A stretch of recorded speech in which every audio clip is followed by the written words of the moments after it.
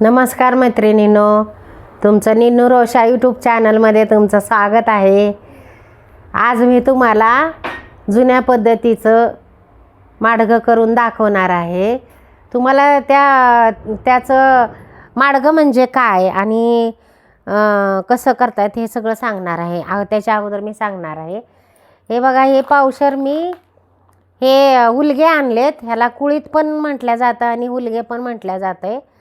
ह्या हुलग्यापासून माडगं बनवल्या जातं। ही पूर्वीच्या काळी ना मैत्रिणींनो, जेव्हा माझ्या आजीच्या काळामध्ये डॉक्टर नव्हते अजून, म्हणजे डॉक्टर उपचार हे असलं काही नव्हतं, घरगुती उपचार व्हायचे आणि आयुर्वेदिक उपचार व्हायचे। त्यावेळेला ज्या व्यक्तीला ताप आला असेल किंवा ते आजारी पडला असेल तर त्याला ह्याचं माडगं बनवून गरम गरमच असं ह्याला पाजायचे त्या आजारी व्यक्तीला, आणि हे पाजल्यानंतर ती व्यक्ती बरी व्हायची, असं जुन्या लोकांचं म्हणणं आहे। तर हे बघा, आपण हुलग्याचं माडगं बनवणार आहे। ही रेसिपी आपल्या महाराष्ट्रामध्ये बनवली जाते, सोलापूर साईडला बनवली जाते आणि सोलापूर साईडला हे जास्त प्रमाणात याचं पीक घेतलं जातं। याची उसळ बनवतात, परत याचं शिंगोळे बनवतात, खूप काही असं बनवतात ह्या हुलग्याच्या पिठापासून। तर याला हिंदीमध्ये कुळीत म्हणतात आणि मराठीमध्ये याला हुलगे म्हणतात। तर चला, तर आपण कसं माडगं बनवायचं ते दाखवते तुम्हाला। सगळ्यात अगोदर आपण याला स्वच्छ हे निवडून घेऊया। निवडून घेतल्यानंतर याच्यात काय आहे का हे बघूया आपण। जर काय असेल घाण गोण तर हे आपण ह्याला साफ करून घेऊ। तसं तर नाही का, हे स्वच्छच आहे आणि कसं चांगल्या दुकानातून आलं तर निवडक धान्य आपल्याला भेटतं, त्याच्यामध्ये काय एवढं म्हणजे घाण गोण काय नसते, तसंच आहे। खूप स्वच्छ आहे हे हुलगे आणि काय घाण वगैरे खडा वगैरे काही नाही। बघा, अन्वी आत्ताच आली बघा शाळेतून, ड्रेस चेंज केलाय आणि येऊन बसली। एकदम स्वच्छ आहेत हुलगे, काहीसुद्धा घाण वगैरे काय सुद्धा नाही, खडा वगैरे। चला, तर आपण आता याला भाजून घेऊ आणि पुढची प्रोसेस दाखवते तुम्हाला। या सिंधू मावशी आहेत, केलं चालू, या सिंधू मावशी आहेत आमच्याकडं, नाही का, म्हणजे त्या आमच्या घरातील सदस्य असल्यासारखेच आहेत, काम करण्यासाठी येतात। खूप चांगल्या आहेत त्या स्वभावाने। बघा तुम्ही, आत्ता आल्यात बघा सिंधू मावशी। सिंधू मावशी हाय करा। माडगं बनवण्यासाठी काय काय साहित्य लागते ते तुम्हाला सांगते। ही जुनी रेसिपी आहे मैत्रिणींनो। जेव्हा जुन्या काळी दुष्काळ पडला होता ना, त्या काळी लोक याची भाकरी बनवून खायची आणि कळण्याची भाकरी पण बनवतात मैत्रिणींनो। कळण्याची भाकरी म्हणजे हुलगं, मटकी, काळे उडीद आणि थोडंसं ज्वारी, बाजरी असं बनवून त्याची कळण्याची भाकरी पण बनवल्या जाते। तर चला, तर आता तुम्हाला सांगते साहित्य। हे हुलगे आहेत, हे साधारण 1 पावशर हुलगे आहेत। हे कूट आहे शेंगदाण्याचा, चवीपुरतं मीठ, गूळ आणि पाणी। खूप कमी साहित्य लागतं, त्याला तेल वगैरे काही लागत नाही, एकदम कमी साहित्यामध्ये ही होणारी रेसिपी आहे। तर आधी सगळ्यात अगोदर आपण ह्याला ना भाजून घेऊ। कढई तापते आपली, हलवायला घेते। आपले हुलगे चांगले असे खरपूस भाजून घेऊ, डाग पडेपर्यंत।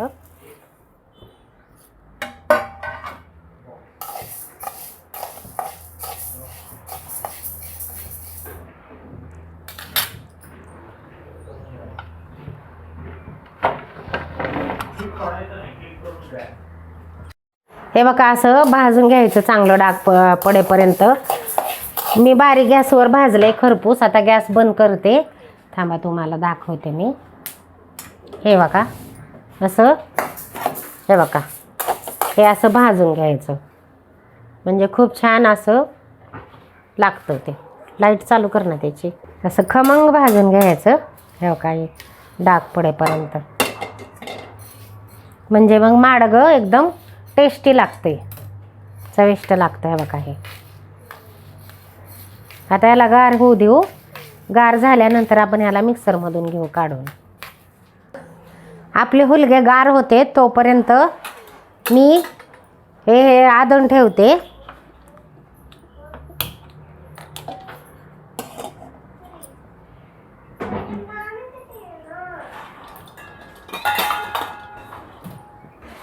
तुम्हाला जेवढं पाहिजे असेल ना ते प्रमाण घ्यायचं आणि त्या प्रमाणे तुम्ही बनवायचं. जास्त जर तुमच्यात सदस्य असतील तर जास्त बनवायचं, कमी सदस्य असतील तर कमी बनवायचं. तर आता माझ्यात आहेत 4-5 सदस्य, तेवढ्यापुरतं मी बनवणार. बघा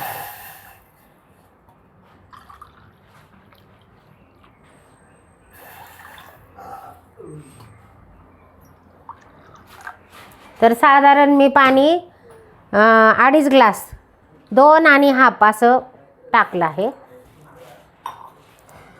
त्याच्यानंतर आपण गूळ टाकून घेऊ, थोडं चवीपुरतं मीठ,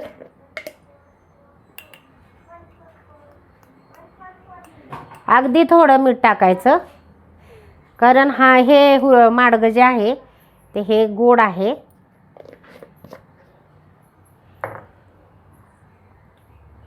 तर याला आपण गुळाला थोडंसं फोडून घेऊ.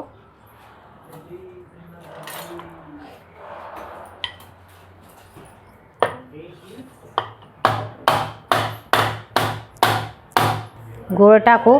जसं तुम्हाला गोड, कमी गोड, जास्त गोड जसं आवडत असेल त्या प्रमाणात तुम्ही गोड टाकायचा. आता ह्याला आपण फिरवून घेऊ. गार झाला आहे, आपण ह्याला मिक्सरमध्ये बारीक करून घेऊया.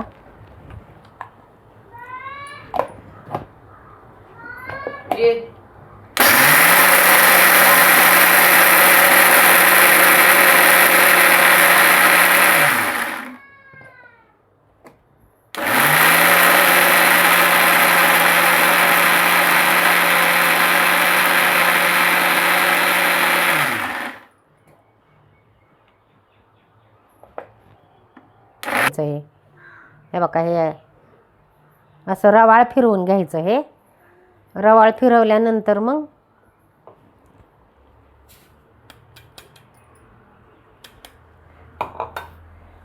हे औषधी आहे असं जुनी लोक म्हणतात. औषधी असल्यामुळं आपल्याला एक हे ड्रिंकसारखं आहे, हे एक प्रकारचं नाही का ड्रिंकसारखं आहे. आणि त्यांचं जुन्या लोकांचं म्हणणं असं आहे की हे घेतल्यानंतर आपल्याला एक प्रकारची एनर्जी येते, कारण ह्यातमध्ये गूळ आहे. गुळामध्ये लोहाचं प्रमाण जास्त असतं, त्याच्यामुळे हे आपल्या शरीराला अतिशय पौष्टिक आहे. हे एनर्जी देणारं हे आहे. जर समजा आता आजारी पडलं तर अशक्तपणा येतो आणि खूप अशक्तपणा आला असेल किंवा नाही का, तर हे प्यायचं. एक 4-5 दिवस जर हे पेलं ना तर याच्यानं अशक्तपणा कमी येतो.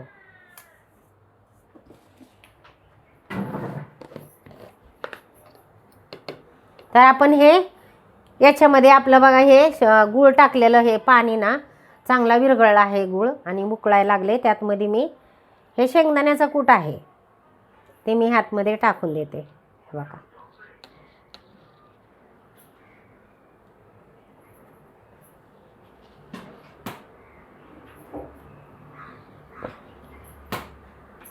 तीन 3.5 चमचे मी शेंगदाण्याचा कूट टाकलाय.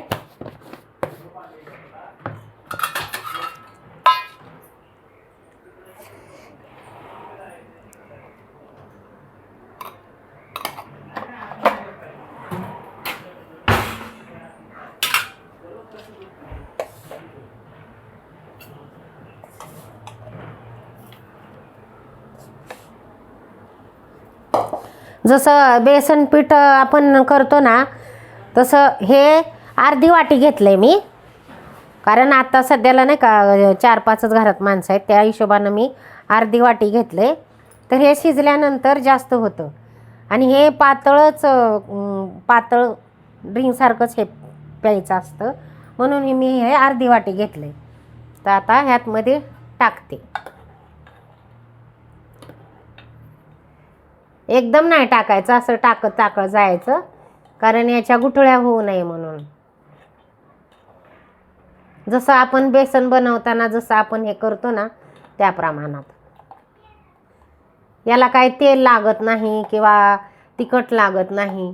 आणि हो, ज्यांना जर समजा आवडत नसेल गोड, तर त्यांनी ह्याच्यात गुळाऐवजी मिरच्या टाकायच्या, हिरव्या मिरच्या बारीक कुरवून ते टाकून द्यायच्या. आणि ज्यांना असं म्हणजे बिगर तेला तुपाचं जर आवडत नसेल, तर त्यांनी ह्याच्यामध्ये तुम्ही तूप टाकू शकता. तर आपलं हे मी पीठ टाकले, तर याला ना असं हलवून घ्यायचं, सतत ढवळत राहायचं, म्हणजे जेणेकरून याच्या गाठी नाही झाल्या पाहिजे. आणि हे असं पातळ करून प्यायचं असतं. हे कसं प्यायचं ते पण मैत्रिणीनं मी दाखवणार आहे. जुन्या काळी लोक कसे प्यायचे, ताटामध्ये हे टाकून, अगदी ताटात टाकून हे ताटानं प्यायचे. आपण ताटामध्ये जेवतो ना, तर ते लोक ताटातमध्ये टाकून हे प्यायचे. आपण कसं आता एखादं सरबत किंवा कोल्ड्रिंक ग्लासात पण झालं, ताक झालं, आपण ग्लासात टाकून पितो ना. पूर्वीच्या काळी तसं नव्हतं. चहा पण ताटात प्यायला जायचा. आणि कसला चहा प्यायचे? कोरा चहा. दुधाचा चहा कुणी पित नव्हतं, कारण माझ्या आजीच्या घरी तरी दुधाचा चहा कुणी पित नव्हतं. कुणी प्यायचं, कुणी नाही प्यायचं. शक्यतो नाही का सकाळची डायरेक्ट न्याहारीच करायचे. कुणाला एवढं म्हणजे चहाचं वेड नव्हतं. पण हल्ली चहा हा सगळ्यांनाच आवडतो. उकळायला लागले म्हणजे बरोबर नाही का शिजत आले हे, म्हणजे झाले जवळजवळ शिजलेच. तर आपण ह्याला नाही का काढून घेऊ. हे असं पातळ करायचं आणि हे पातळच प्यायचं असतं. हे थंड झाल्यानंतर पिठलं कसं घट्ट घट्ट व्हायला लागतं, तसं हे घट्ट होत जातं. ह्याला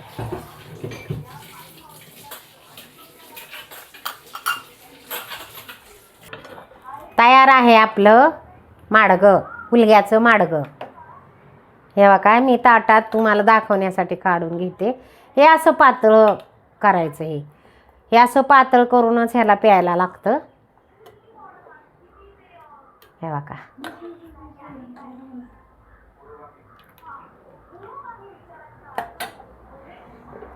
हे बघा आपलं हे असं माडगं तयार आहे. तर आता ही मी ना सिंधू मावशीला देणार आहे. आणि मी पण तुम्हाला जुन्या पद्धतीनं, जुन्या काळी कसे लोक खात होते त्या जुन्या पद्धतीनं मी दाखवणार आहे तुम्हाला खाऊन. सिंधू मावशी घ्या तुम्ही. आणि आपल्या नाही का सगळ्या आपल्या नाही का बहिणींना, सगळ्या आपल्या बहिणींना सांगा की कसं झालं हे माडगं खाऊन. आणि हे बघा मी हे ताट काढले. जुन्या काळी जसं खातात ना त्या पद्धतीनं मी तुम्हाला खाऊन दाखवणार आहे. जे खात नाहीत आहे ॲक्च्युली, हे गरम गरम प्यायचं असतं माडगं. आपण थोडंसं मावशी फुकून प्यायचं. आपल्याला जुन्या पद्धतीचं नाही जमणार, पण नाही का. हे बघा मी पण घेतले ताटात. आणि हे बघा सिंधू मावशींना मी वाटीत दिलंय. हे बघा ही जुन्या पद्धतीनं मी ताटामध्ये घेतले आणि तुम्हाला नाही का मी पिऊन दाखवणार. जुन्या काळी चहासुद्धा असाच प्यायला जायचा, कारण माझ्या घरामध्ये असंच प्यायचे. माझे जे आजी आजोबा, आईचे आई वडील हे ताटातच प्यायचे. त्याच्यामुळं मला काही गोष्टी माहिती आहेत. मी म्हणजे माझ्या स्वतः डोळ्यांनी अनुभवलेले आहेत. कुणी चहा घ्यायचं, कुणी घेत नव्हतं, डायरेक्ट न्याहारीच करायचे. तर आता मी तुम्हाला पिऊन दाखवणार आहे मैत्रिणीनं. तुम्ही पण या प्यायला. हे बघा मावशी प्या. मावशी लाजायला लागलेत. लाजू नका मावशी. हा, आपल्या सगळ्या मैत्रिणी आहेत. असं करा. मावशी म्हणतात खूप छान झालंय, मस्त झालंय. आता मी पिऊन बघते.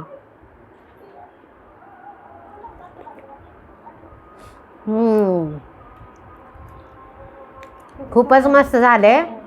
आणि मैत्रिणींनो, तुम्ही करून बघा, खाऊन बघा.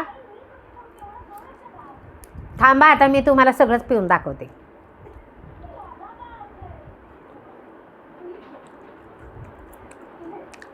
माझा हा व्हिडिओ जर तुम्हाला आवडला असेल तर शेअर करा, परत शेअर करा, लाईक करा, बेलचं बटन दाबायला विसरू नका, सबस्क्राईब करा आणि कमेंट करून सांगा की हा माझा व्हिडिओ तुम्हाला कसा वाटला.